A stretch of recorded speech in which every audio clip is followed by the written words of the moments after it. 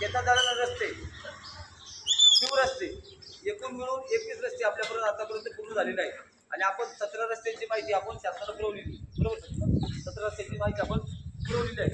बाकीचे 2 ते 3 रस्ते राहिले, 4 रस्ते राहिले. त्याच्यामध्ये प्रस्तावित रस्ता तो इकडे खालतीला एक होता, तो आणि तो एक राहिला, राहिला आपला तो राहिला.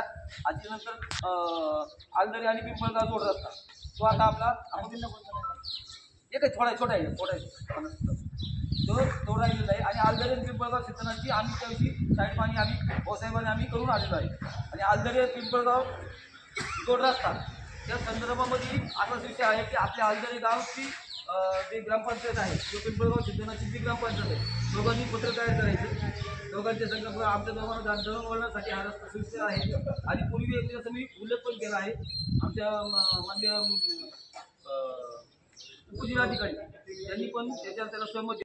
म्हणजे आपलं खोबरेआंबा ते ठाकरवाडीचं शेवटचा हात म्हणजे सर्वे नंबर 41चा 1 म्हणजे आपण कबडमाची म्हणतो, कबडमाची तिथपर्यंत याची मोजणी शासकीय मोजणी होणार आहे.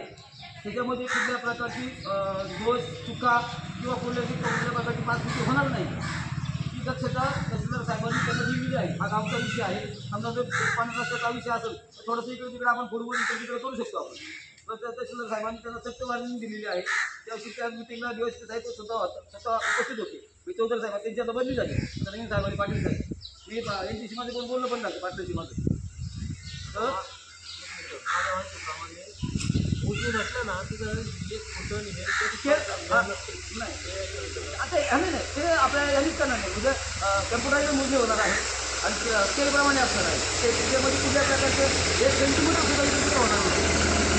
तर ही मोजणी होत असताना त्याच्यामुळं ज्या दिवशी मोजणी आहे त्या दिवशी पण बंदोबस्त राहणार.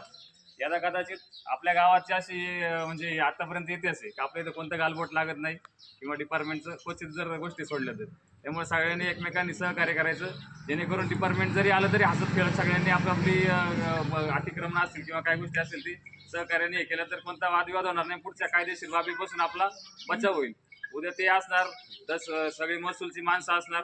उद्या वादविवाद झाले कायदेशीर गुन्हे दाखल होणार आणि एकदा गुन्हे दाखल झाले तर नंतर ते कितीतरी वर्ष गेले तरी ते आपल्याला त्याचा फार त्रासदायक होतो. आता ज्यांच्यावर आहेत काही गोष्टी चुकून किती अडचण काढली तर तो रस्ता होणार. हा रस्ता आणि